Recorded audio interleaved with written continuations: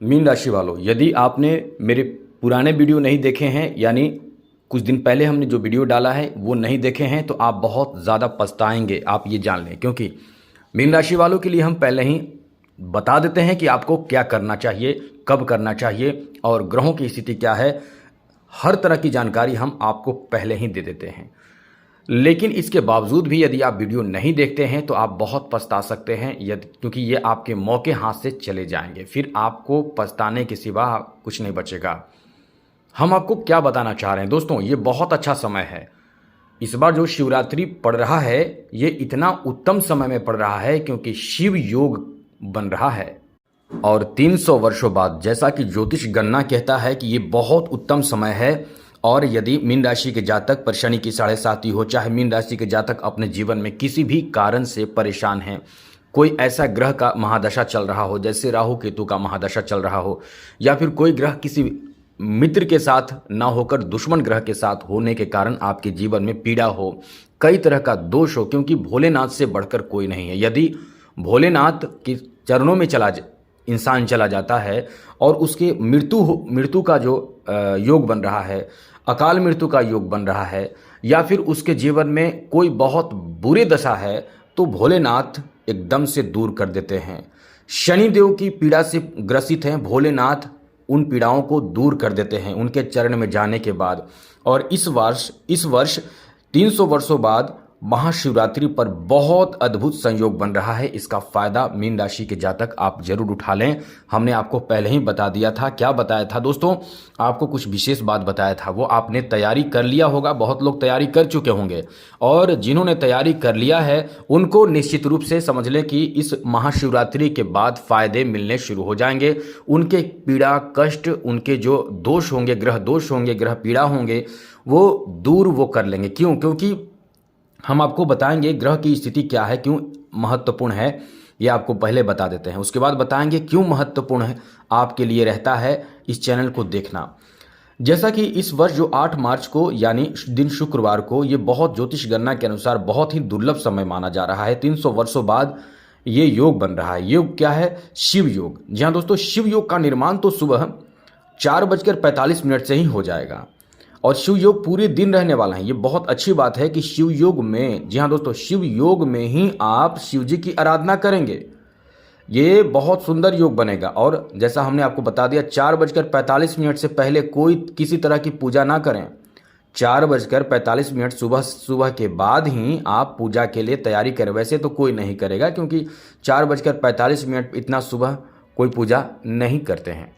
लेकिन आपको 4:45 के बाद बता रहे हैं कि शिव योग बनेंगे, और उसके बाद समझ लें कि ये बहुत उत्तम समय होगा। और भी योग बनेंगे, जैसे सुबह 6:45 पर सर्वार्थ सिद्धि योग का निर्माण हो रहा है।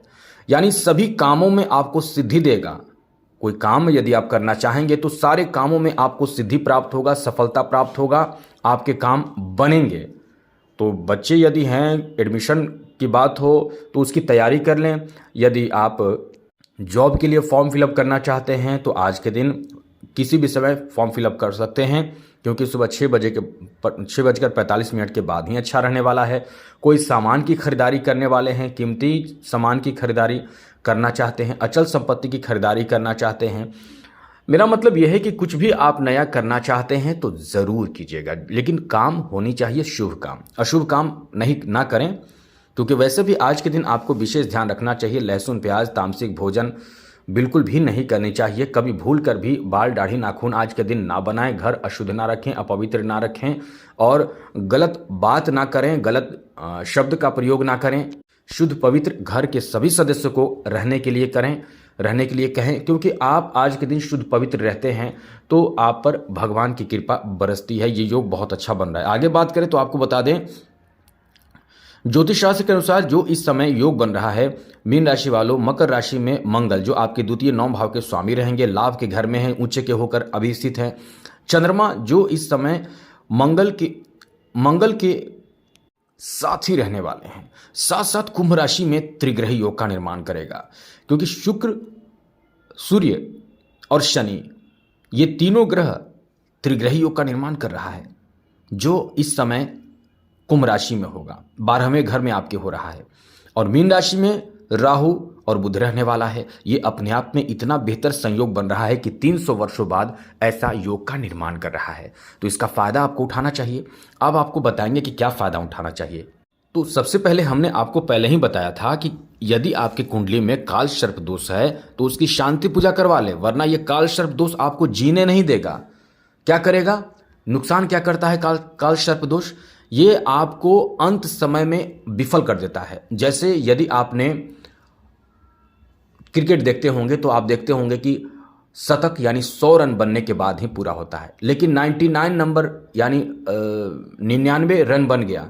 एक रन के लिए आपको बहुत लंबा समय खेलना पड़ेगा और हो सकता है एक रन के कारण आपको या तो मैच डिक्लेयर हो जाए या मैच जीत जाए, वो रन ना बन पाए, यानी आपको विफलता दे देता है या आप आउट हो जाएं।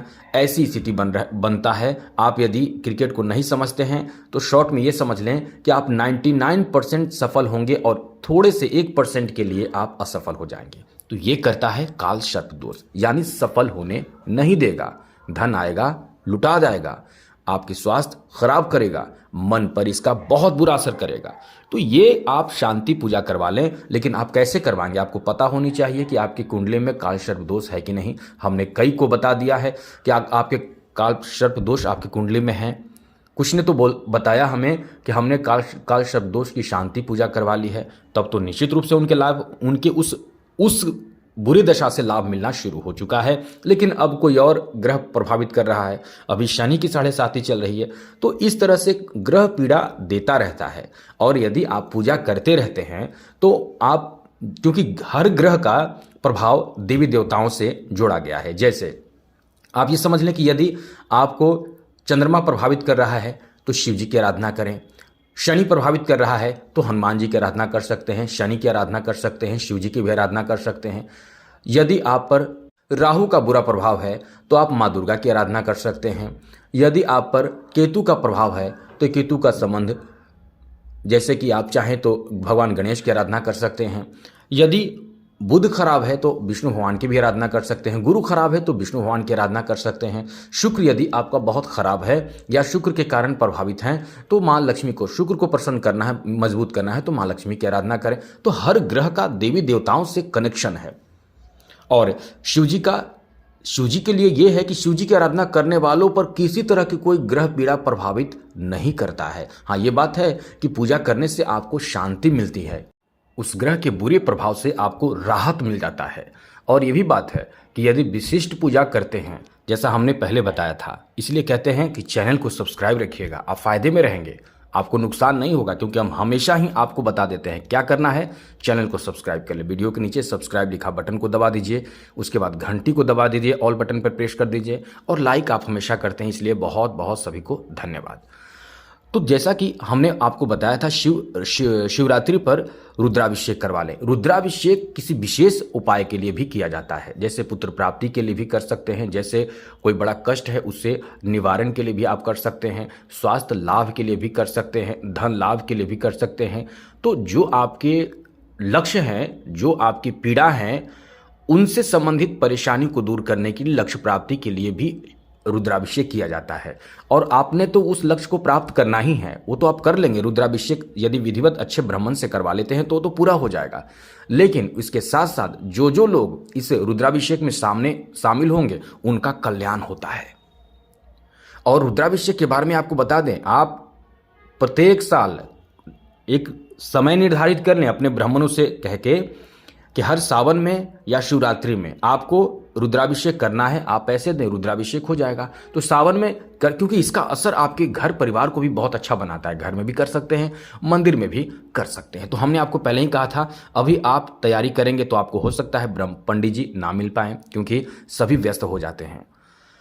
तो ये बात आप समझ चुके हैं, लेकिन इसका समाधान भी आपको बता देते हैं। कहीं भी रुद्राभिषेक हो रहा हो तो आप बात कर लें पंडित जी से। एक बार में कई लोग शामिल होते हैं, ऐसी बात नहीं। कोई मंदिर में होता होगा, आप जाकर जल्दी से पंडित जी से कांटेक्ट करके कहीं आप करवा रहे हैं तो वहाँ पर आप शामिल हो सकते हैं। कुछ पैसे ले लें, क्योंकि वहाँ पर बहुत लोग रहते हैं तो आपके बहुत सस्ते में हो जाएंगे। परिवार के जितने सदस्य शामिल होंगे सभी के लिए अलग अलग पैसे होंगे लगेंगे और वो फिर शामिल हो जाएंगे, या फिर कुछ लोग फ्री में भी कर सकते हैं, वो डिपेंड करता है पंडित जी पर। तो आप ऐसा भी करके रुद्राभिषेक में शामिल हो जाइए, ये बहुत बड़ा पुण्य का कार्य होगा। और साथ साथ आपको यदि कुछ करना है तो शिव जी को पंचामृत से अभिषेक करें, दूध से अभिषेक करें, शक्कर से अभिषेक करें, घी से अभिषेक करें, मध से यानी शहद से अभिषेक करें, तिल से अभिषेक करें। आप शिव जी को प्रसन्न करने के लिए जितने उपाय हो सके वो आप अपने तरफ से जरूर करें। हमने आपको पहले बताया था, ये बहुत अच्छा और बहुत बड़ा मौका है, ये सारे परेशानियों को दूर कर देगा। और साथ ही साथ शिव जी को यदि शनि से बचना है तो वैसे तो सारी पूजा आपको लाभ करेगा ही, शनि से बचना है तो शनि के लिए आप कुछ ना कर सके तो एक लोटा जल, ध्यान रखिएगा जिस लोटा का इस्तेमाल कर रहे हैं वो लोटा कभी तांबे का नहीं होनी चाहिए, ये विशेष बात ध्यान रखना चाहिए। और स्टील के लोटे में जल भर लें या फिर पीतल के लोटे में जल भर लें, उसमें थोड़ा सा गुड़ डालकर, काला तिल डालकर शरबत बना लें, शिव जी को अर्पित करें और वहाँ प्रार्थना करें, आपका कल्याण होगा। तो हमने आपको बहुत पहले भी बताया था, फिर आपको दोबारा बता रहे हैं। यदि आप ये वीडियो पहली बार देख रहे हैं तो चैनल को सब्सक्राइब रखिएगा जरूर।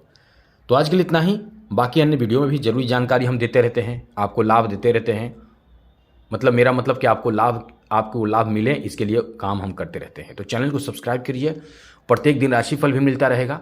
जय माता दी, राधे कृष्णा, ओम नमः शिवाय।